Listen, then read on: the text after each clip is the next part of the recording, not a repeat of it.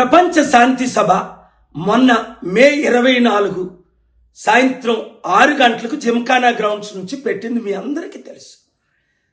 మే 20ని 21ని రేవంత్ రెడ్డి గారు ముఖ్యమంత్రిగా హోమ్ మినిస్టర్గా ఆ పర్మిషన్ ఇవ్వని క్యాన్సిల్ చేయించారు పోలీసుల ద్వారా. వెంటనే మేము కోర్టుకు వెళ్ళాం.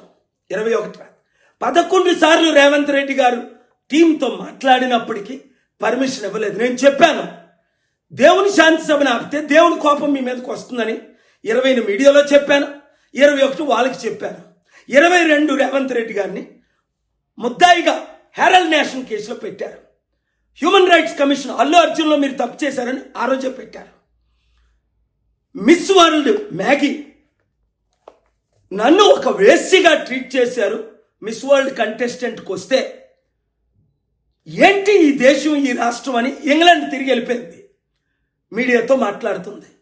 నా నోరు మూయించడానికి చూడండి గవర్నమెంట్ ప్లేడర్ని రేవంత్ రెడ్డి గారు పెట్టి ఎట్టి పరిస్థితుల్లో ఈయనకి పర్మిషన్ ఇవ్వకూడదు అంటే జడ్జి గారు ఇచ్చారు. కానీ ఇలాంటి ఆర్డర్ ప్రపంచంలో ఎవరికి ఎప్పుడు ఇవ్వలేదు.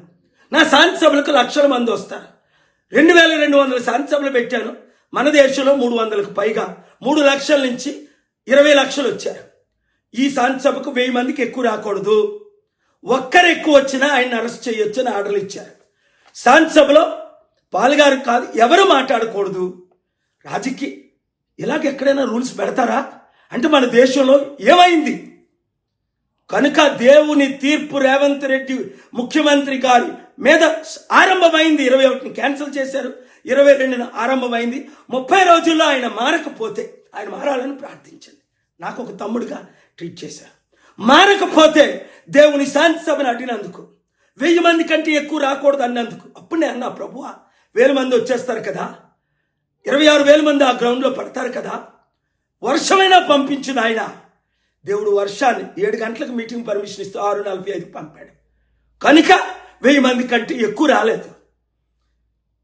నన్ను అరెస్ట్ చేయడమా, నాకు శాంతిని అడ్డుకోవడమా, దొంగలకి దోచుకున్న వాళ్ళకి రాజకీయ నాయకులకి పర్మిషన్లు ఇవ్వడమా, ఒకరినొకరు తిట్టుకోవడమా, 100,000 కోట్లు ఖర్చు పెట్టి ఈ సమిట్లు ఈ మిస్ వరల్డ్ వలన ₹1 లాభం జరుగుతుందా? కంపెనీలు వస్తున్నాయా? ఉద్యోగాలు వస్తున్నాయా? పేదలకు ఏమైనా న్యాయం జరుగుతుందా?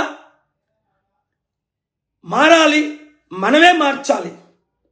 ఈ వీడియో ప్రతి ఒక్కరికి షేర్ చేయండి. ముఖ్యమంత్రి రేవంత్ రెడ్డి గారు తక్షణమే క్షమాపణ చెప్పి మారినట్లు, 30 రోజుల్లో మారకపోతే దేవుడే ఆయన్ని దర్శించినట్లు ప్రార్థించండి.